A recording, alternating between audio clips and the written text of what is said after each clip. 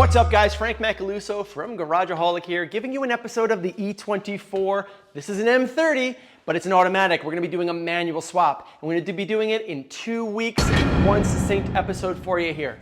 This is a customer provided car. They contacted me on my website, they found out some of my YouTube stuff and they wanted to see if I can do something like this, and I said yes. So that brings me directly to you guys. If you have a cool swap, engine swap, maintenance work, or any other type of item that you want me to work on, I can do it for you here. Just contact me on my website. You can use phone or email, and I will be happy to entertain whatever cool project you might have for me to work on. So here we have an E24. This is not an LT1. This is an M30.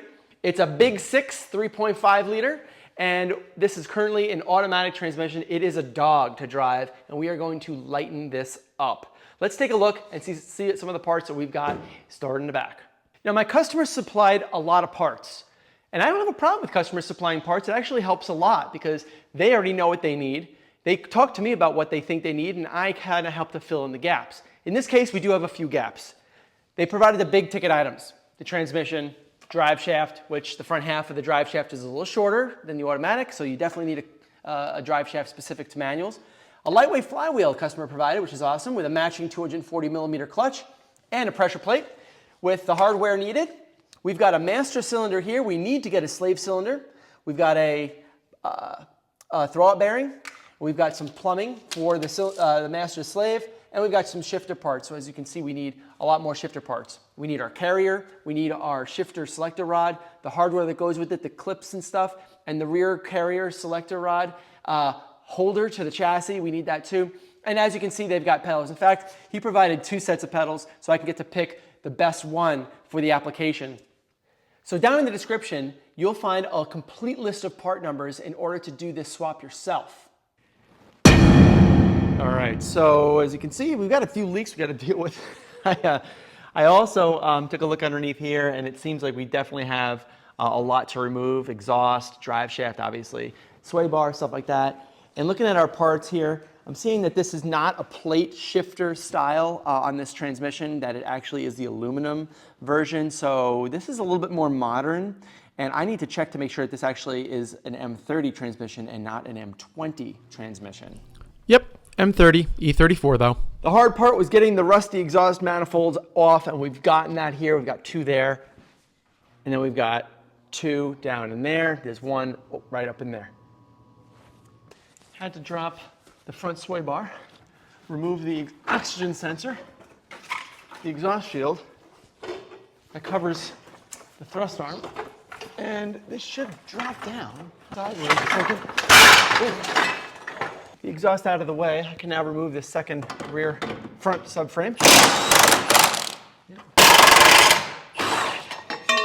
Let's work on the drive shaft. That involves removing these 4 screws. I've already removed a couple of those nuts. They are compression nuts, so you need to be able to find a way to hold that drive shaft in order to get those off. Or you can go park neutral to spin it, or you can go park and brake, whatever you want to do, but you need to hold that drive shaft to prevent it from spinning when you remove those 17 millimeter nuts. Now I've supported the transmission, I got to remove the bracket.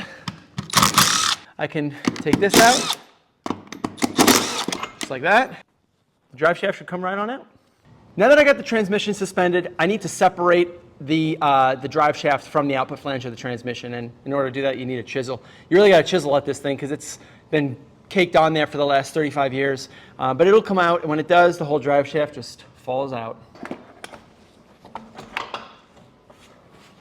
These drive shafts in comparison, it's plain to see the differences. The old one is here, and obviously you can see that the new one is actually longer, not shorter, and that's because the transmission is shorter.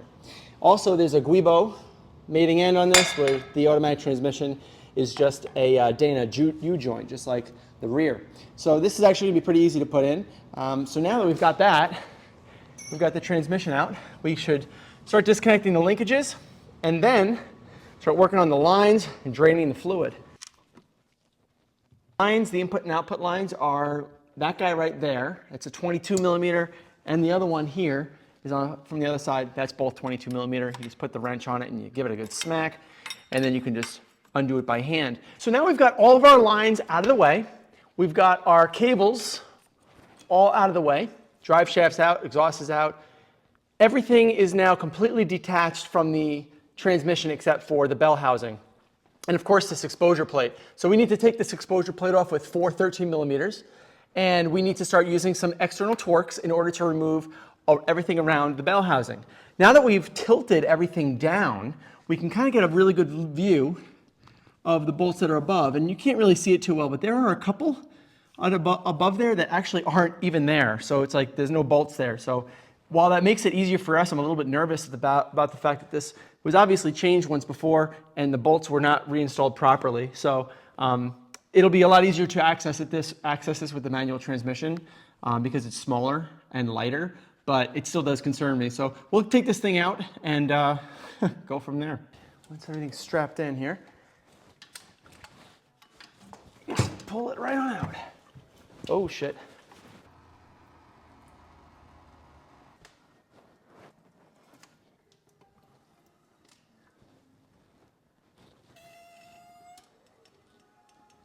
Now it's time to remove the torque converter from the flywheel, and there's 3 17 millimeter bolts that you need to remove. One is over here.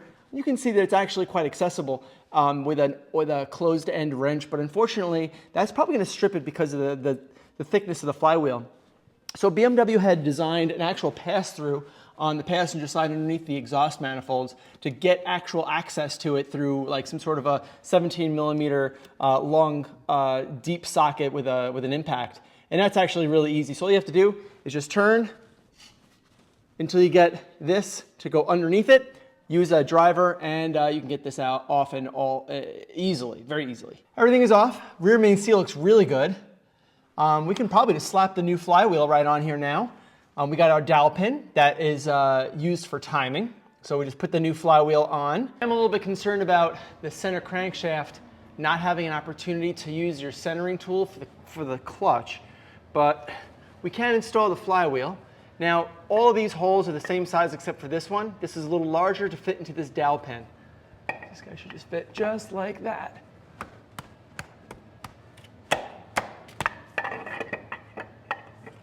It will fit. It's very, very tight. We need to do is put our spacer on this to evenly distribute the torque that we're going to be applying to all of these, and then we put the bolts on.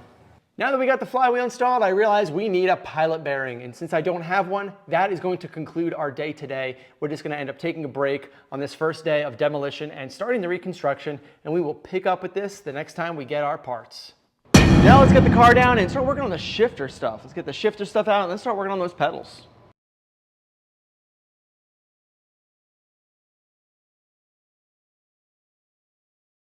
All right, so down in here, you got your automatic transmission setup. What you gotta do is pull this guy out,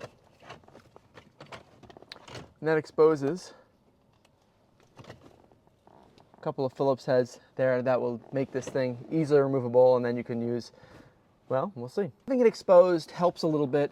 I know that there's one 10 millimeter there, and I knew that there were two right over there, one there and then one there. Getting to those two is going to be hard, but I think more importantly, getting that whole shifter assembly out is going to require removing this center console, which is going to be a little bit more difficult. It's not just as simple as pulling this whole thing right out of the hole. But I'm going to do as much as I can here without having to do that, because it is a bear to remove.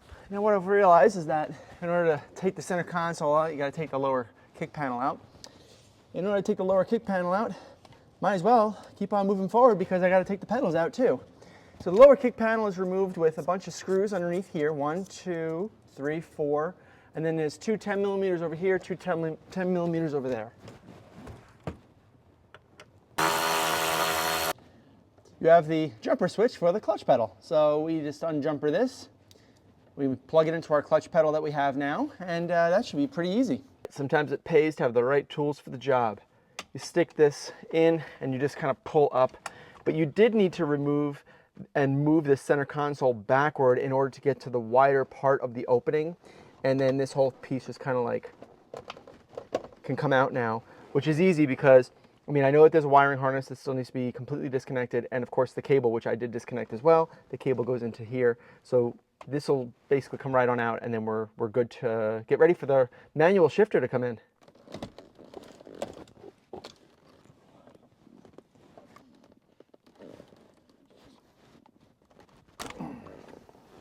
Okay, so now I've got this 9-pin connector. It's a transmission range select connector, and basically what it does is it cycles through all the lights on the dash whenever you go into all the different gears. I try starting this car right now like this. Nothing happens. But what I did want to do is create a jumper wire between pins 1 and 2. It's basically a brown wire and then a brown wire with a black stripe. So if I were to put this connector on with one hand to essentially bypass that switch, it should be able to start. And all I want to do is just turn the motor, right? That's it. And it just clicked the starter, so I know I'm good. So this is now set up. I'm going to clean all this up a little bit, tie back these wires, and tuck this away. Now I've got basically everything ready and set for the shifter setup. Also, one other little tidbit to remember is to do your reverse light wiring. On this connector, it is pin 3 and pin 5. So I took a jumper wire to pin 3, which is a black wire with a green wire with a black stripe. It'll be different for your specific model. And then pin 5 is a blue wire with a white stripe. So I connect them together as if I went into the reverse gear. And it's pretty cool because R comes up on the dash. Let me turn it off, turn it back on. And then let's take a look at the lights. And the lights are on too, which is awesome. And basically what that is doing is it's opening and closing this switch. When you go into reverse on the transmission, it opens and closes this switch here, and it completes the circuit. So we'll just end up providing 2 wires all the way down, snaked into these 2 spade terminals, and we should be set on the reverse light wiring. So the most important thing that you need to convert to manual on the E24 or E28 is this: the actual pedal, the long bolt, and you need the spring setup too. However, my customer did provide me a manual pedal assembly here, and what I've determined was that this part is exactly the same as that part that's already in there.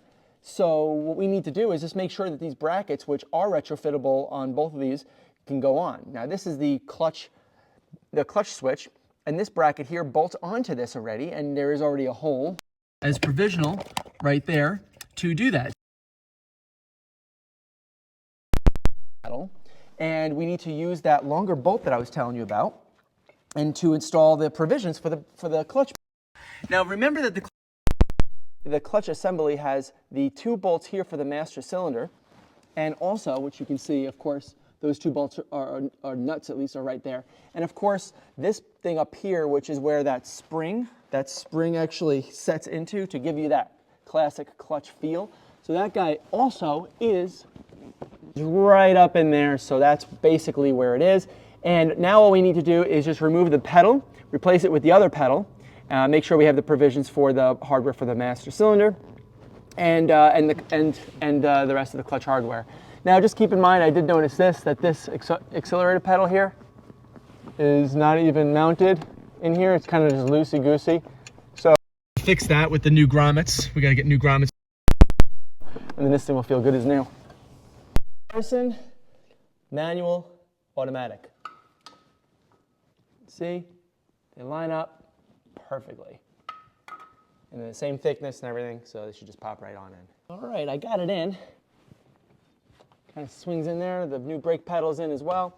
The accelerator pedal needs to be obviously fixed and re-grommeted. So I kind of am at a loss to doing anything more without the master cylinder, which I'm waiting on from ECS. And these grommets that I need to buy. So I'm going to take a pause on the pedal stuff for now. And I've already got the reverse light switch wiring done. And at this point, there really isn't much more for me to do. I just am waiting on parts. And when they come in, then I can start getting everything back together. So this is it for today. I think I'm good. And I feel like I've made a lot of progress. All right, so now we got our pilot bearing in. It's nice and flush with the line. And we use the pipe with the outer diameter of the outer race there to punch it in nice and flat. Now we can actually put in and install our clutch disc with the centering tool and our pressure plate. So let's do that right now.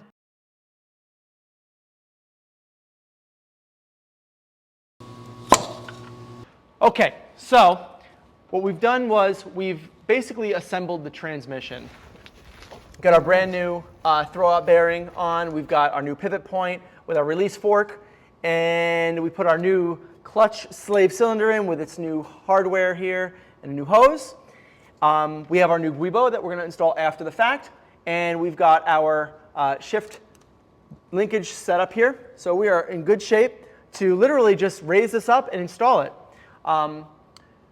So having said that, we've topped off the fluid. We've ensured that the spline matches the spline on the clutch. The pressure plate's installed. All of the hardware is torqued up. Now we can go into a quick time lapse and actually get this thing installed with our new refurbished hardware. All right, so now that we got the transmission installed, we need to make sure that our shifter is set up to be able to fully install. This is our shifter assembly. It is an E30 E24 shifter, and it goes right in there like that. Well, what we want to do first is essentially get our shift carrier in the back installed. We're going to dry install that, and then you can push this back all the way through, and you can see that this will fit right in here really nice. So you just got to put your pin in there and you're set. Now if you look straight up, you'll see that the shifter is actually quite centered in the shifter housing. Right like that. You'll see that it's actually centered pretty nicely. Now, we have a double shear selector rod that our customer provided us. It's a little short on initial inspection. It's 147 millimeters. And if we were to put that right on the gear selector, right here, you'll see that it actually is short. And what we want, we want a longer shifter selector rod to come right about here. So it's probably about 30 or 40 millimeters short. Unfortunately, because of that, we're not going to be able to use this double shear selector rod. We're going to need to go with a factory or upgrade to a different size. Fortunately for our customer, this is something that he can do relatively easy on his own in a driveway underneath his car in a driveway if he has to. But for now, we're just going to have to go with a normal selector rod.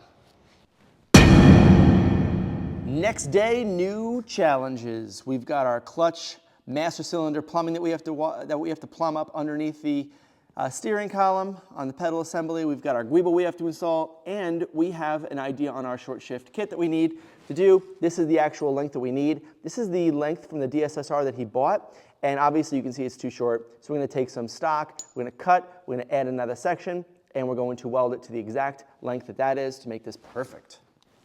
All right, for the sake of doing a time lapse, I ended up getting it all installed. So the master cylinder is installed. It's this two 10 millimeter bolts that go from here to the pedal assembly. Actually, this is what they look like right here. So I had to thread those on and screw them in. Actually, you need something like this in order to do it. This is an angled offset box wrench, and it gets right inside of here, and it allows you to get those hard to reach bolt heads. Don't forget about that spring in the back there. That spring is what helps provide that clutch BMW feel that we all know and love. And now, as you can see, I'm taking the master cylinder reservoir hose and feeding it through the hole. So as I'm feeding it through the hole, I'm intermittently, see I haven't finished yet, intermittently checking inside right here to get it to connect to this guy right down here. There's the reservoir is right here, but there's a little jet out right here that's meant for manual transmissions. It's probably hard to see. But what I need to do is I need to cut that and then put the hose on and then fill up with more brake fluid to make sure that I displace the amount that I'm putting into the clutch system now. Now that I'm topping off the system and I got it all hooked up, now I have to make sure that I've got my connections tight below, because if I don't, it's going to start leaking immediately from those loosened joints, and that's not good. I know that I'm good in the cabin. I need to make sure that the rest of my plumbing to the slave cylinder is nice and tight. So I got my 7 millimeter bleed screw on here, 11 millimeter tightened up here, 11 millimeter here, tightened up to 17. So you got this little clip here that actually maintains this in position. And I don't know if you can see it. Maybe you can. There you go. Right back there is the output of the master cylinder from the clutch, and it is easily accessible by just sticking your hand up and around, and you are good to go to tighten that 11 millimeter down as well. So all the plumbing is completely tight, with exception to the bleeder, which is loose. The bleeder needs to be loose to allow for the air to slowly escape the system, which is probably going to end up taking another couple days just to do before I actually start bleeding the system. So for now, I consider this completely ready to go. So before I move on to the guibo, I wanted to do the shifter stuff, right? So this is a new shifter bushing, part number down in the description. And in order to install it, all you need is a Rockwell draw horse to literally push this guy right into place. Kind of like a vise, you know. Kind of like this, and then you kind of just give it one more squeeze. And then we can just finish it off with our hands. Pull it out from here, and this new bushing is now officially installed and ready to go. So I got the shift carrier installed, perfect fitment, everything is done. And unfortunately, because I don't have my manual transmission carrier, I can't accurately figure out where this is going to fit in space because I need to lift this up into position to where the carrier would be. So what I need to do is put the car back on the ground. I need to use a jack and lift it up to where it should be, then start to install the shifter and the selector rod to figure out exactly what the length is that I need on my new selector rod. Now this is a single shear selector rod that we're not going to use. This is a double shear that my customer bought that's too short. I'm going to use some steel. I'm going to cut, lengthen it to this length or close to it because I know that this is actually pretty close. All right, so now I have the single shear selector rod installed, and you'd think that I'm in neutral, right? Because it's right smack in the center, but unfortunately I'm not. I'm actually in third. If I go down in neutral, that's where it is. It's a little bit too far back. And what that means is that the single shear selector rod that I have is just a little bit too short. So if I actually take that length and add maybe about 5 or 10 millimeters to it, I think that in neutral I can get right in here. Now just so you guys know, this is first, second, third, fourth, and fifth. So it doesn't have any interferences. If I would go to reverse too, it's a little bit of an interference here. So I might need to add a little bit of a twist in order to offset it. But I don't think that I really need to offset this, honestly. What I need to do is actually lengthen the selector rod.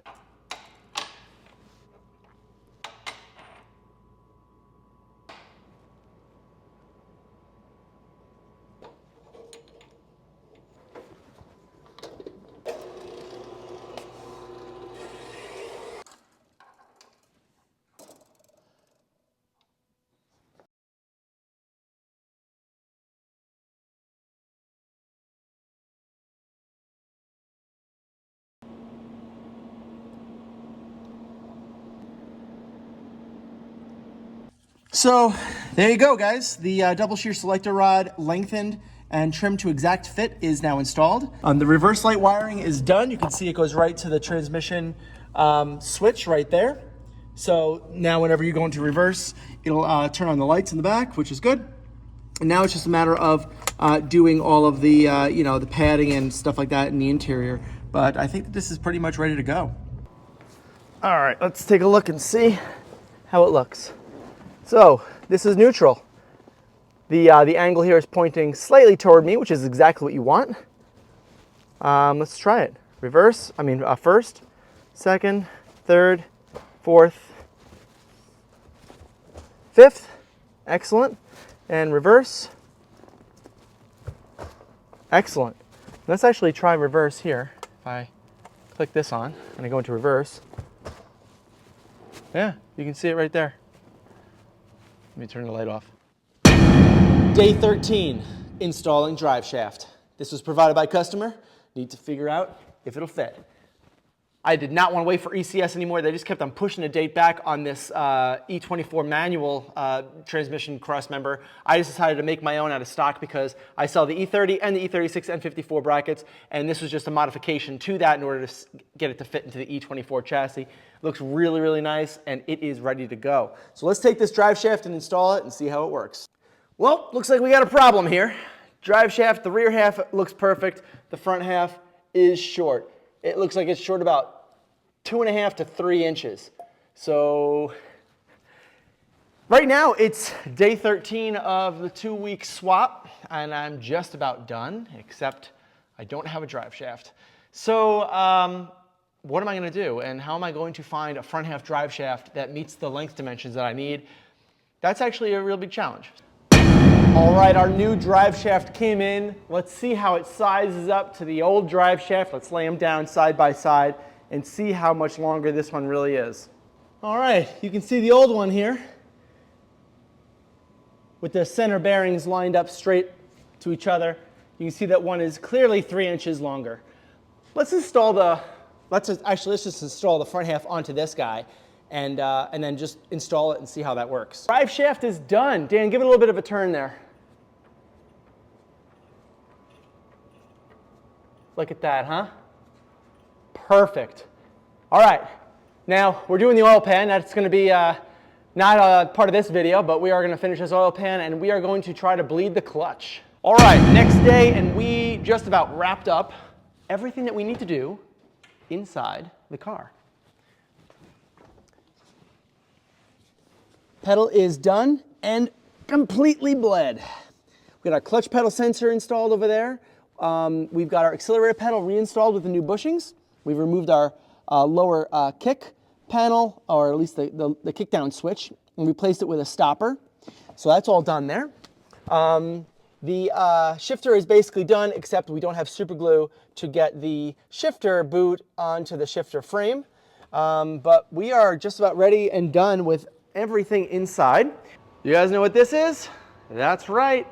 It's a 3D printed E24 shift boot frame with a leather shift boot. We've got a whole bunch of these that we're crimping on, and we need to super glue the actual leather to the frame so we can install it. The clamps.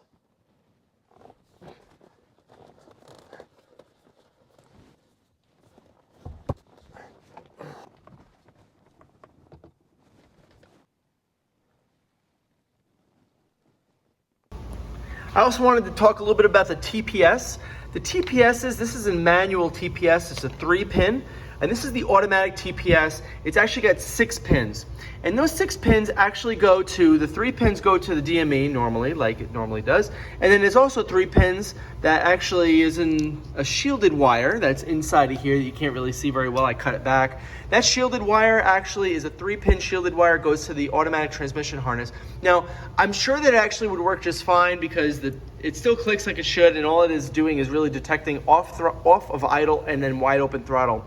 But I wanted to change it to a manual one, a 3-pin manual one, just in case. I just wanted to be 110% sure that I'm completing this manual swap the way it should be by the books. And here's the wiring for the manual throttle switch, which is basically a pin 1 is brown and blue, pin 2 is brown, and pin 3 is the brown with the black stripe. And that, as you can see, goes to the Motronic control unit and obviously ground to complete the circuit. Day 19, we did some maintenance work. Today, we actually replaced all of the V-belts. This is the power steering, the air compressor, and the alternator, so the V-belts are done. We added our oil and replaced the filter, and we buttoned up the entire front end. We put the sway bar back on, we put the rear strut member back on, the exhaust is back on, so we're all good there. And now we just need to bring it down, test the clutch a couple more times, and go for a quick test drive. I made an independent clutch reservoir, so I removed the hose that came from the actual reservoir because it just wasn't bleeding at the master cylinder the way I liked it to. Having a separate master cylinder here is fine to do. In fact, it's very easy to just put a vacuum right inside of the hole and vacuum the bubbles out of the master cylinder, which you really can't do that with this setup because it's just a jet off of the actual reservoir into the master cylinder. So I think that we're just about ready to get this thing started and fire it up, and let's see what we can do to back this thing out and drive it. Okay. Oh, battery's dead. Take 2. It's got a jumper pack on it now.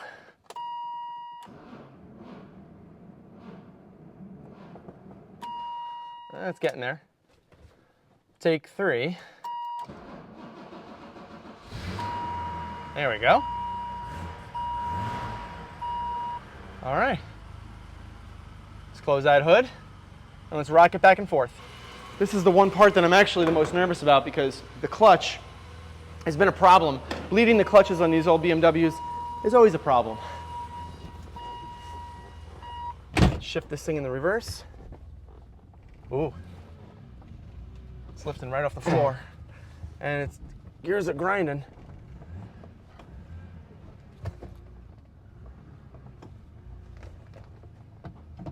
Pump it up a couple times.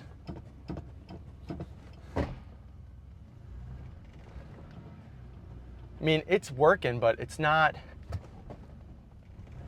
it's letting up right off the floor. The test drive, which is a little bit squirrely because I got to shift and I've only got one hand because I don't have my camera prop. But anyway, going through the gears and shifting is actually a lot better. I was able to bleed the clutch really nice. Everything seems to work. The coolant system is fully bled, and I was able to get a little bit more air out of the clutch system, which I'm going to continue to get more air out because it's still letting off a little bit above the floor. But overall, I'm very happy about this, the way that this feels. It's definitely livened up quite a bit. So yeah, man, I'm very, very happy with this so far. Let's just see how this thing continues to go. Now that we parked it, let's give it one more little bleed out of the new bleeder screw. Okay. All coolant, no air. That just about does it, guys. This car is basically done.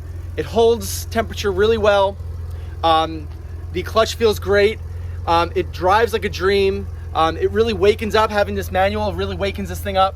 But yeah, it was a really fun time. I really had a great time doing this, and I'm glad to be able to share it with you guys. And to my customer, Steph, thank you very much for the opportunity. I look forward to doing more work with you in the future.